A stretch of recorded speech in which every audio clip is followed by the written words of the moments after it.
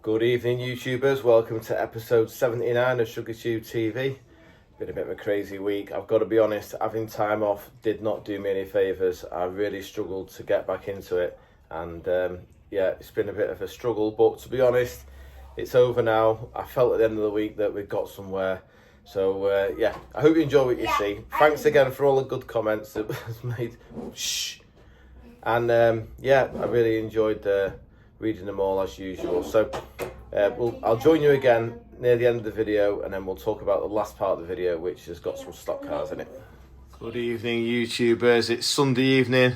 Had a lovely day with the kids. Thought I'd sneak into work once they're all in bed and just get a head start on Monday, because I knew I had this crankshaft in the lathe still, and obviously there was no point eating more chocolate and watching telly, so I thought I'll come to work and just have a cheeky couple of hours and get on this crank. So this is the crank that William started and was on the end of the video that you may have just watched. Oh no, it'll be a week further now, won't it? But you may be watching it now. Anyway, I'll turn the camera around.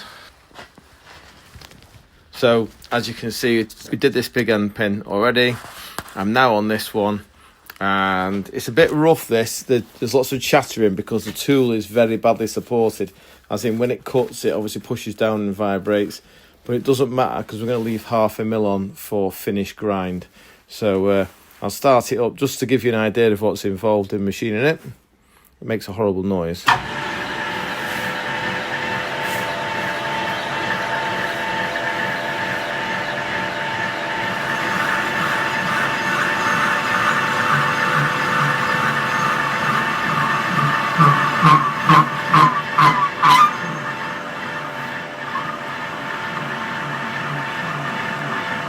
Like a very little cut. Got to keep it moving. We don't want it to rub and work hard.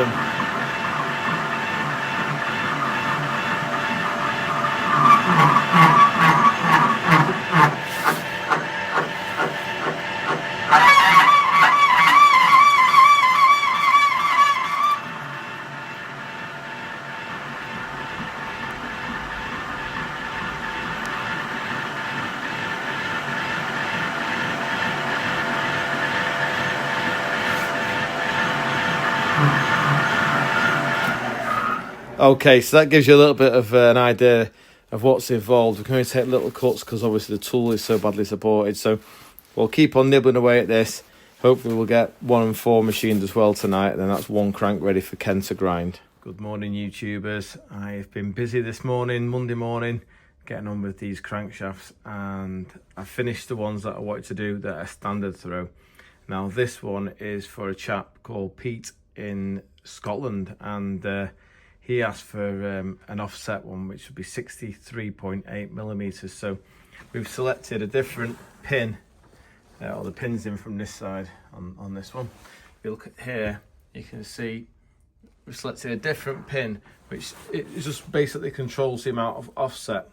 So now there's no point clocking these up, because as you'll see when I set it going, they're going round right old funny angle. So this one I've already machined one side, and what I wanted to show you was that's the original journal there. It's not touched it yet, and that's because what we've done is offset the crank to 63.8. normally the 60.5 mil stroke, so it's took more off this side, and it should just clean up on this side, and we'll be at the grinding diameter.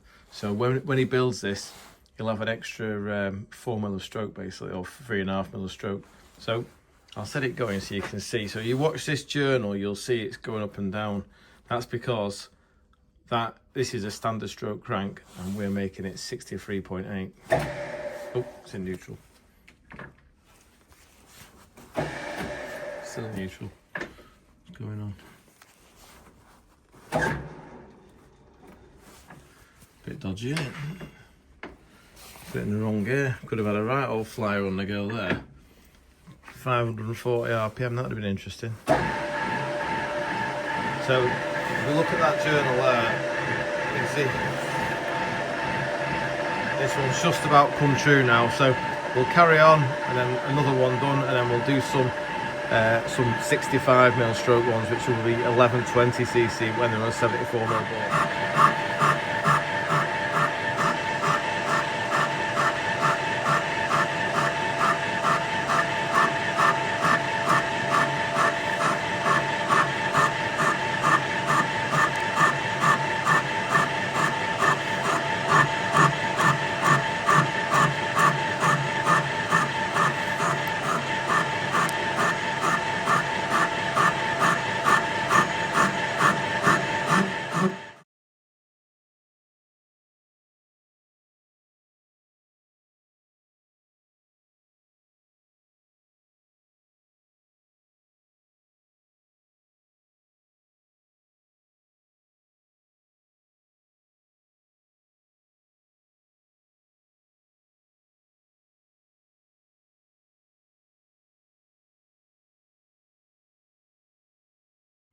Okay, YouTubers, thought I'd give you an update on where we've been up to, what we've been up to. So this week didn't start quite as I planned. I've been doing these crankshafts with the small journals. So I've been flat out machining loads of cranks up because I had the opportunity to get them into Ken before he retires. So I want to get them all in. And while he's there, he's going to turn the, grind the rear seal diameter for me, do the mains, big ends. We're going to go and talk to him in a minute, hopefully. I've got all my little love notes here ready with all the different descriptions of what we're doing to each crankshaft. This is my sample for the big end pin diameter. That's the motorbike crank. And then what I'm doing over here is, this is a bit of a special crank, which is why I turned the camera on. If you look, you can see this isn't a normal imp oil hole. A normal imp oil hole is that one there that goes straight to the big end. This is what we call a cross drill crank. You can see straight through it. Same with the big end there. So this one's been a standard crank, although it's got a funny, I don't quite understand what's gone on. But anyway, I had it and it was rusty. It came from Ian Carter's place years ago, initially. And I thought, don't know, we'll give that a turn. I've got to be honest, the material felt the same as a standard EN9T crank. It just turned exactly the same. But we've made it a small pin standard stroke because I'm going to try and do a few of these 1040cc small pin motorcycle piston and rodded engines, because I think this could be a good way to go, friction loss wise, etc. So normally we'd put this in the four-jaw at this end, clock it up to the rear main, but because we're going to get it ground on the grinder when he does the mains, all I'm going to do now is rough it and leave 10th thou on. So I've literally just shoved a socket in the back of here so that it reduces the diameter for the revolving centre to spin. And then we'll just give it a wind up and I'll show you. This is how fast you can do it. This is what makes me laugh. This is 540 RPM. So that's not even idle speed. Let's wind it up to, what can we wind it up to safely? Let's put it up to, I'm not doing 2,500, that's like a fast idle. We'll do 1,200 and stand back. So this is your fast idle in the pits. Oh, that's neutral. Right, could be quite fast this.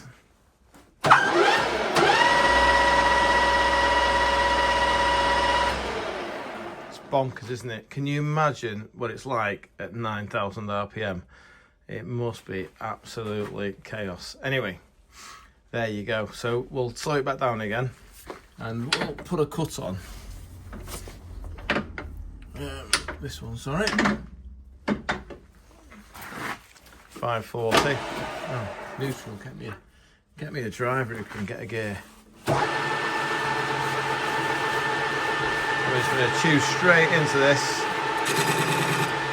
Oh, a bit hard that. This one's been tough riding. We'll just slow him down to 370.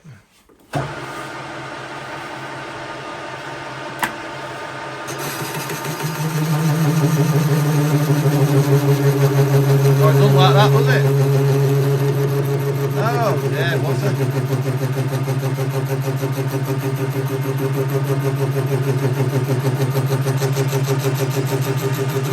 Once we get under the skin, it'll be easier. Maybe the next pass.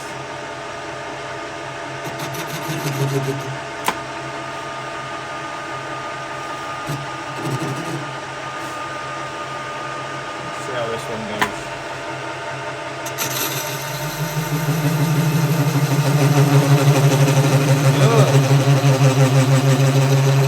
Well, like I say, it doesn't matter because he's going to grind it anyway. Okay, YouTubers, I thought I'd sneak a cheeky hour in on the offset bore engine, so I've put the head on now. Got to trim this paper off when it's dry. I just thought I'd get the head clamp down, put the cam carrier on, and just check it all over. I mean, I've already been here before, but just, you know, just have a final check of it before we start cleaning sumps up and doing something with the oil cooling system, etc. So I'm on with Glenn's engine at the moment, but it's freezing outside. It's freezing in the dyno cell, but this thing is beautiful. It's like toasty on my back. So I thought we'll have a cheeky hour on this and warm up. And then I come to put the cam carrier on, and do you remember me talking about these extra bolts I put in that go down the oil hole here and pin the end of the cam carrier, because obviously the cam carrier is fastened here, but all the load is trying to push that cap up, so they tend to break here, especially on the camshaft that we're running on this engine. It's a very high lift cam, and in fact, if Andy Green is watching, the Lotus man who developed the software for testing these camshafts on the computer, this camshaft with this size cam follower throws up lots of red boxes. It needs to be on minimum 31mm, which is what it was developed for, but we're just going to try. So it runs off the edge of the follower a little bit, but I think it'll be all right for what we want. Anyway, it's only a test engine. We've just got to survive a dyno for the time being anyway. Right, so this is the bolt that holds the front of the cam carrier down, but I was just pulled it down then and it just felt like rubber, and I looked at it, and because it's been drilled, there's hardly any cross section left, so I've just made another one, but this one's a superseded model. That's something I did years ago. So you see I put some blue paint there and blue paint there. That's where the oil gallery goes off to feed the rest of the block, so it only needs a hole in one side in theory just to feed the oil gallery. So I've drilled it. I've left a lot more material on this one, so hopefully when we pull it down together now, it won't feel like a piece of rubber like the last one did. And in typical Andy No preparation, we've not got the spanners ready at all. So nip that down. I just hope it feels good. Sorry, just get my socket. Oh yeah. Oh, that's beautiful. Yeah, it feels like it's got a right good clamp on it now. And my blue paint lines up, which is handy. So we know that the oil hole lines up to the rest of the gallery now. So yeah, I'll probably abandon this now and get on with some paint work, and then we'll come back to it later. Okay, you might remember this engine before Christmas. On the Tuesday night, we did a little special video where we ran it, but we didn't get to put it under much load because it was still relatively fresh. Well, I put some more time on it since then, and I thought we'd do a few checks. So if you watched the build of it, you remember the cam follower, or the cam lobe wasn't perfectly in line with the cam follower, slightly offset, and I was concerned about it spinning them around and potentially wearing it. But to be fair, it all looks in very good condition. There doesn't appear to be anything going horribly wrong there, so I'm quite happy with all that. I've got a few shim clearances to tidy up, just ones that have closed. Some of the exhausts have got a bit tighter, so we'll sort that out. And I'm gonna reclock the cam in with a little bit less lift than it had before at top dead center. So effectively I'm going to retard the cam timing, because from what little running I have done of the engine under load, I know that it's quite tame, and obviously the chap who owns this engine has got a close ratio gearbox and he will be able to keep it on the boil. So we're going to liven it up a little bit by retarding the cam timing, just make it produce its horsepower. All we do really when we shift the cam timing relative to the piston position is we just change where it does its power band. So by retarding it, we'll move it further up the RPM range, and if we were to advance the cam timing, that would bring the peak torque down the RPM range. So we just want to I want to get some big horsepower figures out of this really. It's going to have to run to at least 8,000. I know he does use 8.5 on the hill when he's in gear. He uses a bit more and it's popped out, but we won't go into that. Anyway, we'll crack on, get the shims done, retime it up, and then we've got some electronic ignitions to put on it, and then we'll change the chokes and the carb, and then we'll get another run out of this, a proper run. I thought I'd just share this little interesting bit with you. Glenn has opted for this MSD 6AL American high power ignition system, and he's asked me to install it. We're using points inside this Dizzy, believe it or not. He's just using the points as a switching wire though, so they don't get a hard time. All the brains are taking place inside here, and it's got this Mega Blaster coil up here. Now, I was just following the instructions, and it says that you're to test how you've wired it basically by putting the ignition on and then flashing the white wire, which would normally go to the points breaker, to earth. And if you can see, I pulled the king lead out and left it about ½ inch away from the steel there to see if it's got a spark. But just look at this for a spark. I'll put the power on. It even makes horrible noise, like a mouse. Look at that. some spark, that, isn't it? So I don't know if it makes a difference. I mean, I have got my own 6AL, to be honest, which I used to run on a stock car, but I kept it, and I may, if it works well on this car, I may well try it on my own. But I've got a bit of a theory about sparks. If you've got one, it goes bang. If you haven't, it misfires. But there's obviously something in it, but they wouldn't go to all the effort of doing it. So it'd be interesting to see how it affects the engine on the dyno. Okay, YouTubers, we're on the final run now with the 1200 of Glen's. I've got to say, I am a little bit disappointed. I think I had grand ideas of 1 million horsepower and just wonderful things, but in fairness, the camshaft isn't wild. The torque spread is lovely. It's got real good torque down below, and it seems to get a second wind at 5.5 and goes again. So I think it's indicating, from my limited sort of experience on good flowing heads, that the head is flowing well. If this had another 100th hour lift and some area, I reckon it'd be up there with one of the best. But it is what it is, and I think it's going to project Glenn quite well. So we've got loads of, Glenn's been doing lots of his recording of his top speed for his time trap. I'm pretty confident when he goes to Harewood this year, he'll be significantly faster. So it's all good.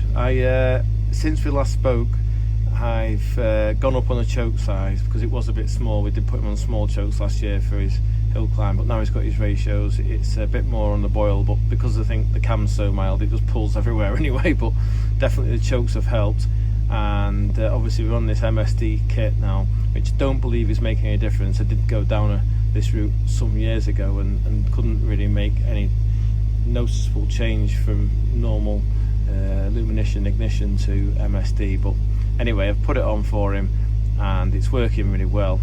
It's got a nice rev limiter setup, and it came with a typical sort of Dizzy that had no back advance on it, so it's like a comp Dizzy from Alden or something. But it's it must have been for a Mini or something, because all its advance was over by 3,500 RPM, and the swing was like 30 degrees. So we've narrowed it down a bit, and I've moved it so it's still advancing up at 5.5 and finishes about 6, which has really helped it, to be fair.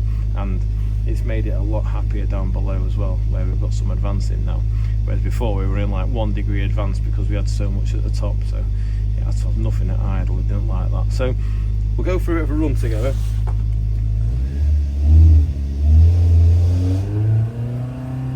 I'll just load the dyno up. So I'm going to put a lot of water through the dyno so that it really grabs it down below. So we'll see what it's got bottom end. We'll try and get a 3,500 figure.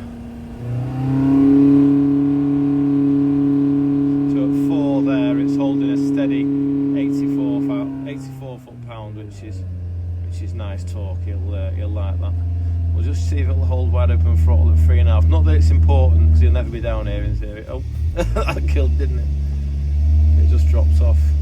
Once it drops below a certain RPM, the dyno really struggles to let go, and you have to coax it back past again. So then the dyno shaft is having a good rattle now. You can hear it. I'll have to remove the load.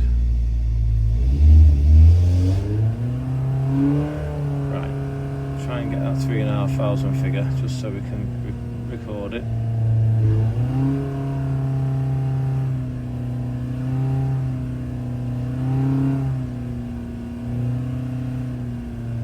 Right, it's really loaded up now. Come on, can we go for it? Straight round. It's just too strong for the dyno, it just pulls it straight round. Try again. It's doing it about 85, 86 at 4. Right, I think we'll just have to accept that's the lowest we're going to be able to grab hold of it. Let's do some higher up stuff. I did see about 94 foot-pound before, or just maybe 90, up at 6. Try and go wide open at 5,000. That's 6, and you see we're straight round to 93. Leave it wide open. So at 7, it's still holding 89, 90. 7, that was about 8,000 there. And I thought we saw 78 at 8.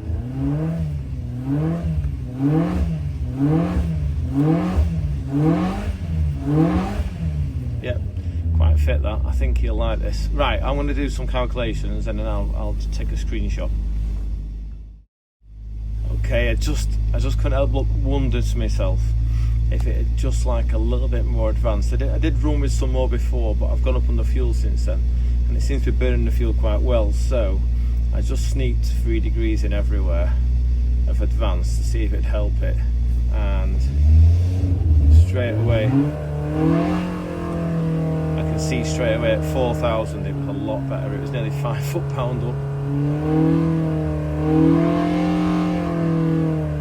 Okay, down.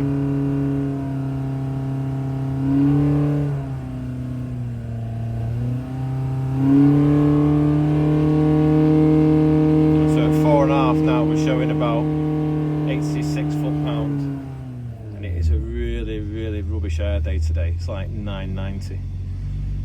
It's freezing cold like, but so the air temp's good, but the cell temp should I say, but yeah, not good at all for horsepower.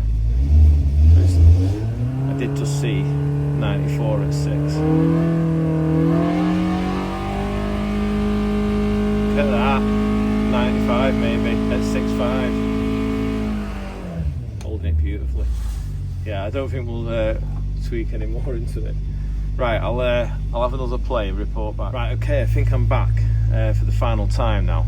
So I just looked at everything again and thought I can't decide whether it'll be happier with less fuel. So I was going to go down the jet size again, but then I thought what I'd do was I'd put a bigger air corrector in, which effectively leans the mixture, but it also changes the way the fuel atomizes in the emulsion tube or the way it mixes the fuel, so it can sometimes have quite an adverse effect. So we'll go to we'll load him up, see what he's like at 4,000.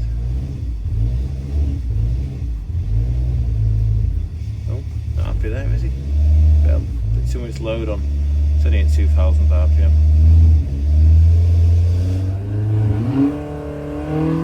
That's got him. Right, let's just see what it's like at 4. Well, 4.5 would be a good measure. I think we had 84 before at 4,000.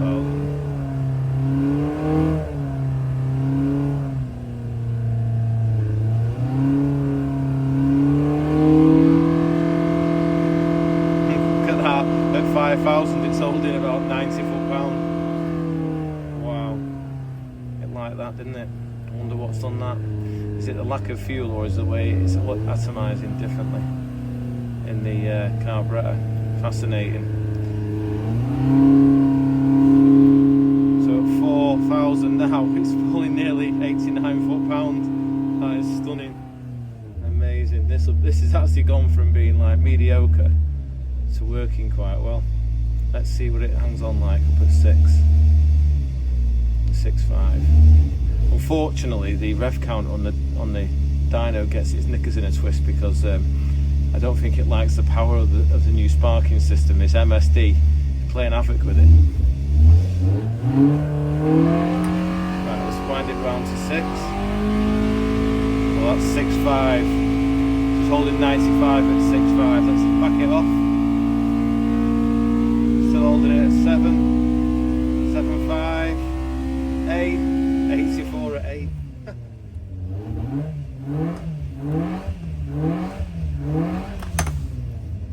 Bliss that. Right, dead pleased with that. That will be, I'm really excited to see how Glenn gets on up the hill. I think I'll probably call it a day before I wear it out, and we'll let Glenn have some fun on the hill, see if he can beat his PB from last year. I'd like to do a quick summary on last night's dyno session with Glenn's 1200. So I thought what a wonderful engine it turned out to be in the end. It was great. I've got to be honest, I am very nervous of this engine. It's probably because I'm mad on Hillman imps, but this is an original 5-bearing sandcast block, as I've waffled on many a time to you, and it's pretty much irreplaceable. So you know, the history on it, this could have been in the Monte Carlo Rally or something back in the day in 1965, you know. So when I'm running it, it makes me nervous in case something breaks, as it is on the original 5-bearing crank that it was made with, you know. It's a lay stall crank. Anyway, it's all steel, but yeah, it just makes me a little bit nervous because I'd hate to break it. So I ran it to 8 and a bit, which I thought was all that the cam was really capable of doing anyway, but it did hang on surprisingly well. So I've done some figures on the cam this morning, just looked at the duration, etc. It's a 284 degree cam, which puts it somewhere between an R20 and an R21 cam. It's called a Fraser B, and it was a reprofile back in the day. So the cam's mild. So I think, looking at the figures and the way it hung on, you know, if it was a 998, it'd be struggling to do 75 foot-pound of torque, this. So as a 1200 doing 99, I think that the head, we can safely say the head flows far superior to an imp head. And when we do, I've got another one of these to do with another head that belongs to a chap called Dennis, and we're going to do some wilder profiles for him, some modern profiles. And when that comes together, we'll do it together on Dyno. But that engine, I think we should be into some real big power figures out of the one with the wilder cam, and all new parts as well. So we're going to try and run that one to 9,500 or maybe 10,000 RPM. So, but everything's brand new. You know, it's all 2024. There's nothing old in it. And as I just got this thing in my head, it's just sort of a rule that you build up as you go along. The more new parts you use, the better result you get. I don't know why that is. Well, I do know why that is. It's because, you know, fatigue builds up over time, and you just never know when it's going to come and get you. Anyway, we won't get all glum. It's lovely. It did well. I'm dead pleased with it. Somebody in the comments section made a comment about the oil cooler and how it's fed, and how do I know that the coolant goes through it? Well, it comes off the drain off the back of the block here. It's that little T-piece there, or a little 90-degree T, and then the water comes into the cooler. It's a heat exchange unit, and then it rejoins at the thermostat end here, somewhere down there. Can't see it. It's there anyway. It's there. There it is. So the reason that does what it does is, when I've tested these on the dyno with the water pump, there's always a lot of water going through the pump, the cooler, and I couldn't really understand why, because you'd think the easiest route would be just to come in here and out there, straight through the engine block. But because the engine has only got little half, if you look at a cylinder head on an imp, it's got little half moons where the water passes through the head into the back of the head out to the thermostat housing. And we've got masses of water coming in from the pump. You end up with a bit of a positive pressure this side of the head face. So you're always going to get a good flow of coolant come out of the bottom of the block into the cooler and then rejoin at that end. And it obviously does work well, because this is the oil filter of Glenn's that I took off it, and he'd done a few track days, as you saw the in-car. It had been to 93 degrees on the oil, and he had put quite a few continuous laps on it. So I'm pretty confident that his oil cooler system is adequate for his hill climbing sprint. If he was going racing, circuit racing, we wouldn't just run this. We'd run more of a cooling system than that for the oil, because the oil temperature is critical. But yeah, I'm really pleased with it. I was meant to be summarising in 2 minutes, and somehow I've got on for 4 minutes. But yeah, no oil leaks, and it sounded lovely. So I'm really excited to see how Glenn gets on. Hopefully he'll send us some more in-car footage of him on the hill, or if he goes a track day again, and we can all enjoy that. Okay, YouTubers, have a quick summary of where we're up to, I think. So you might remember Mark Sister, and he came with his Jaguar van and dropped off an engine for dry linering. So that's his 1040 block with his matching numbers now for his corrects for his car. So I've done all this for him, got his pistons there, just machined them to obviously get the block height correct. He's got his Imp Sport headers now, got wheel strings and seats cut to 1.3 and 1.125. Obviously he's got a new oil pump as well. That's one of the oil pumps off the 930 engine, so a brand new oil pump. And this is a brand new 930 crankshaft, which, because he's running a standard car, you might have seen my videos where I put plugs in the original holes. It's just 3H UNF thread, and then I machine it all down, and then I fit this sealed bearing in the end and reposition the dowel so that it's now all the offsets are perfect for an imp. So no scroll on it. It runs a Mark Maynard seal housing, which is here. So that goes in the back of the block. and it all runs a seal, and in theory it won't drip oil. So lovely cranks these, really nice, love them. Don't know, I'd love to know what they were made of. I've got a feeling they're harder. Anyway, that's that. So that's his block, and then you'll notice, unfortunately, the offset bore engine is back in the work in the build room, just redundant for the time being, because we've got to get on with some other work. So I've just realised there's quite a lot to do, and I've been messing about at Christmas and doing Glenn's engine, which was meant to be a squeeze in, and all sorts of other things. I don't want it to be a last minute rush for the start of the season, so we'll walk through in a minute and talk about that. But you may recall half an hour ago, I made a flippant comment about how this cam is that wild it runs off the edge of the standard follower, as in the lobe is so big, the follower, the lobe actually only at low lift, but as it comes on lift, the lobe runs off the edge of the cam follower. Now, that isn't good practice, and when this camshaft was designed by Bob Jones on the Lotus program that Andy Green made, or designed, should I say, it said it has to run with a 31mm follower, which is roughly about 2.5mm bigger than what we've got here. So all the initially these cams all ran with a billet carrier, a taller one which ran a longer valve, but I'm trying to make it all work inside a standard height cam cover. That's the theory for this year. So I've ordered new cam carriers, that's what I'm trying to get to, off Rodwell Motorsport. I'll insert a picture here now.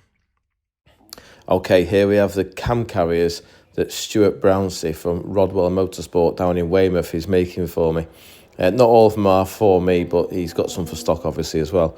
Now, what I asked him to do was a carrier that would shroud the follower to full lift, and also run a 31mm follower. So it's all a bit tight inside, but hopefully this is the answer to running the big lift cam safely and reliably inside the standard casting. I want the whole job to be hidden inside a completely standard looking Hillman imp engine. So that's my object.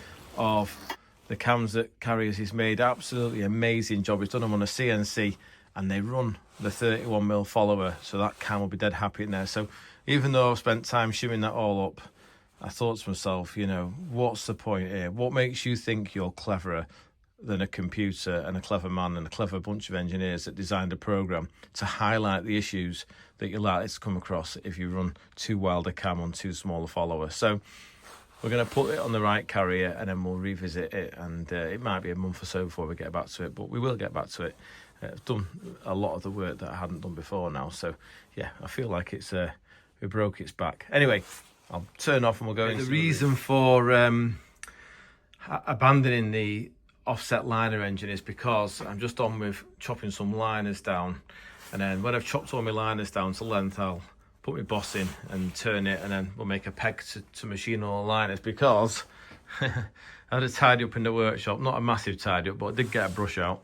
I thought it'd better actually look at what needs to be done for the start of the season. So as you can see, there's quite a few blocks that I've been chewing out on the borer, just machining them to take top out liners. So these are all brand new 930s that won't clean in, they want loads of work. I've just allocated timing covers for them. We'll do the liners next, get the liners set in, then we'll bore them, deck them, hone them, bore them, hone them, do all the work that needs to be done to them to turn them into racers. But I just felt that even though the phone's quiet and there's no real panic at the moment because it's beginning of January, I have been here before. It's like the calm before the storm, because when the sun comes out beginning of April, everyone wants to go racing or go out in the car or whatever, and if you haven't got the work done, you can look a plonker. So we're going to have our panic now, get all these blocks done. I'm not going anywhere in my car for a while, so I'll revisit the offset block soon, but we'll get ourselves in a good position first.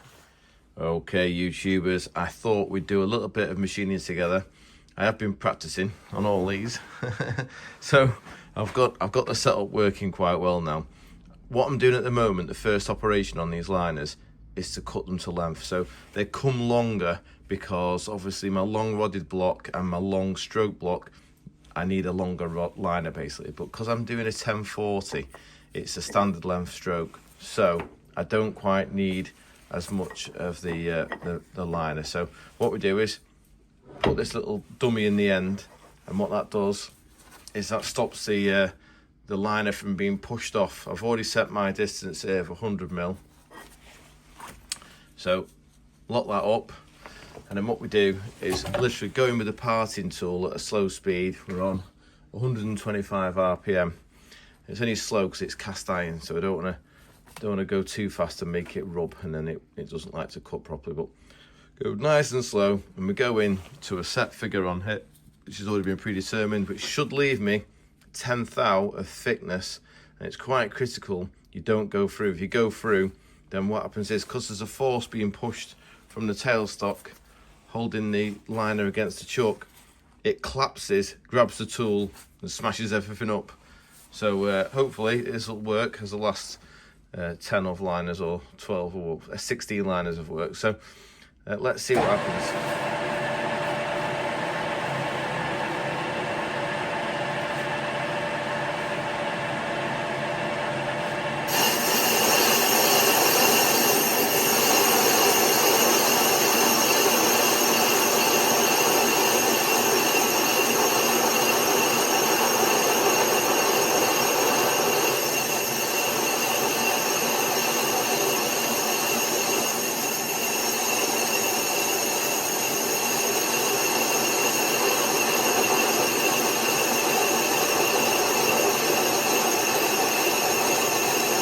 It's in now,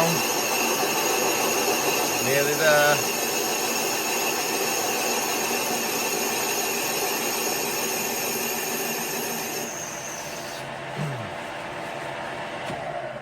Right, so that's the excess material I don't need. And I've got this right, one sharp tap. It didn't work, nightmare. What a plonker. What's gone on? That should have just plonked off. What have I done wrong?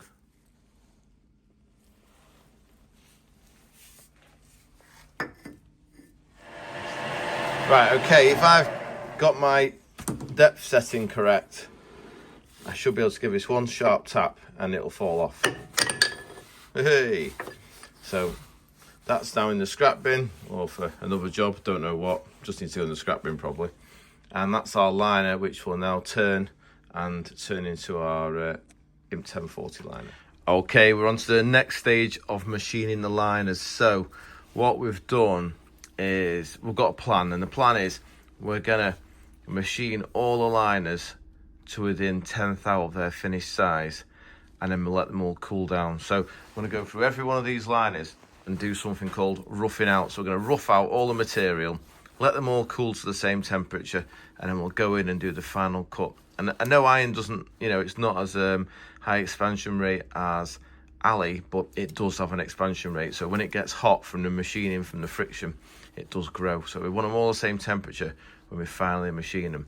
Also, you'll notice, and we have been through this before, I've turned a peg to slip the liner over. So it's just friction drive being pushed by the tailstock against this revolving centre, hard against that shoulder. And the reason we do that is, if you grip the liner internally with the jaws on this part of the jaw here, it deforms it, it triangulates it basically with the 3 points of contact. And then when you come to put a liner in the block, you can see 3 high spots on it. So because we're on a really close tolerance when the liner goes into the block, any deformation of the liner will bite you back at a later stage. Same with if it's not running true. So you have to clock them up basically to remove the material. If you don't, it just comes to bite you back later. It's hard to explain, but like we discussed with the if you watched last week's video with the or it might be the week before, the 5 bearing cylinder head, the deep angle head, the valve guides weren't concentric in every cylinder to each other, and it caused problems further down the line. Even though it didn't affect other things, it did affect other it's hard to explain. It's just good practice to get it all right from the start. So we're going to do that. We're going to top turn this now. We'll get them all top turned, and then we'll revisit it when we're doing the final turn.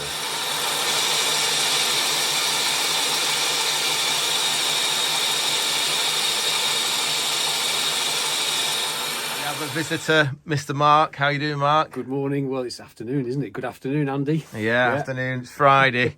Mark's come to pick up his engine kit. I'm really sorry it wasn't ready for Christmas. Right, I let you down. I just got a bit snowed, and we didn't want to rush anything, as we always say. So it's here for you now. We had a good Christmas anyway. I was Did able you? to straighten this out instead. I was going to say, show us this, Mark. This is stunning. This is one I did earlier. I didn't know they looked that good when they were... This is called a Bog Brush Imp Sport oil cooler. It's absolutely perfect. How many hours are... these get all bent, basically, and they end up all flattened. I wouldn't like to say, but it kept me amused. It was better than watching telly. Was it? Yeah, absolutely, hang on. Did you not watch... Apart from Wallace and Gromit, of course, yeah. Did you not watch Carry On Camping? I didn't know it was Or is it called Mutiny on the Buses as well? That was brilliant. I watched that on Boxing Day or something. Oh, well, I did this instead. Yeah, I had all the old cars in it. Yeah? Oh, it's cracking. Yeah, I love watching Carry On the Buses. There's always catch-up, isn't there? Yeah, right, brilliant. Sorry, we're diverting. So, well done. I'll give that an ultrasonic bath for you. Please. So this is this is a new crankshaft for you. That's lovely. Never run that straight out of a 930, but converted. So you put your imp flywheel, all your offsets, everything bolts on as normal. That's instead of your bronze bush that wears out. So there's your head. You've got your wheel strings, haven't you, from Mark, etc. And so that's got the grooves in it now. We've reshaped the chamber a bit. We've left it. We normally put a big flute in, don't we? But what we've done on this engine, because it's a little lift cam, I don't know how much benefit it is having it all sculpted out. Yeah. So on this engine, it'd be slightly higher compression. I have machined your pistons with a small intrusion on them. Yeah. I think we should be in the 11.5s with this, which will be nice. It'll be a high dynamic with your sport cam. We won't go into that now, but you'll have to let me know if it's more torquey than the other. The other 1040, yeah, because that one we did we sculpted the head, didn't we? Yeah. But I left the head full fat, just took a mineral lick off it. Yeah, well, I think we'd already skimmed it once anyway. But yeah, because we put guides in this like 10 years ago, didn't we? Yeah, the guides are still mint, actually, to be fair. Very good. All you've got to do is I've cut the seats, you've got to lap them in. Yeah. Okay. And then you can put your seals on. But we'll go through all that. Yeah. So, are you happy with all that? When you're going to come back and put the head on together, are you? If I'm allowed, yeah. Yeah, there's just a small charge of £1,000 head fitting fee. I'm sure we can work something out. Brilliant. Right, well, thanks for being on Shrigleytube, Mark, because we're a bit short of interviewees this week because it's been snowing outside. No one's come to visit me. Well, here I am. Have you come in the Works van, have you? We have, yes. We're in the Works van today. The Works Jaguar van? Yeah. Right. It's covered in mud, so you don't want to see I bet that was fun with the big wide tyres on the back, wasn't it? On the snow. Crikey. Right, wonderful. Thank you. Oh, it's definitely a bit fresh here at Moss Road. Mark, I just wanted to say before you left, pleasure doing business and all that. The Works van, I'm really pleased that every time I see a Hillman, it's absolutely immaculate. I don't think I've ever seen your imp with any muck on it of any You won't sign. be done, no. But the Works van, is definitely a little bit mucky, mate. Could do with going through a car wash, that. Yeah, well, I think the only thing that's worth cleaning, Andy, is this bit here. What's that? That's the rear camera. Brilliant. Right, well, thanks again. Safe journey. Thank you very much. Cheers. Okay, congratulations, YouTubers. You've made it to the end of Shrigleytube. Not too long this week, just 45 minutes or something. However, if you're still awake and you're keen to watch something else, as you know, I'm a very keen Formula 1 stock car supporter. And since we've had no racing for a few months, I've been just looking forward to something. Now, I'm not a big fan of the Autosport show, but it did have the F1 stock cars in the live show, so we all went down to watch them, and they were superb. And we saw Carl's new car on the stand, and had a go on the simulator, which was great. So, well done to the stock car gang for putting such a great show on. Can't wait for the first Bradford. I'll be there in the stand cheering. So I know it's not everyone's cup of tea. That's why I put it on at the end. Put my t-shirt on especially for the job, But hope you enjoy it, and I'll look forward to seeing you soon. Also, there's some pictures of cars that I saw in the show that I thought were good and relevant. Okay, see you next week. Bye for now.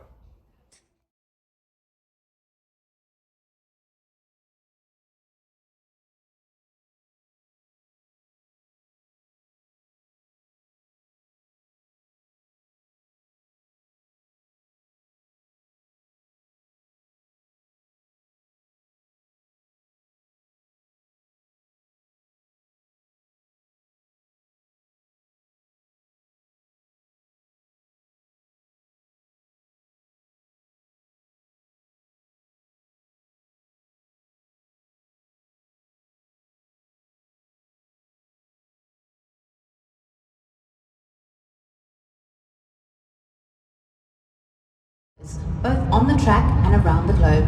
Today, we've got the ultimate tribute to that legacy, and we're about to see the Brisker Formula One stock cars, featuring some of the most iconic vehicles from the sport's rich history.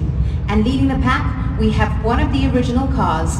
This is racing history in motion. So let's hear it for the power, the heritage, and the incredible driving skill of the Brisker Formula One stock cars.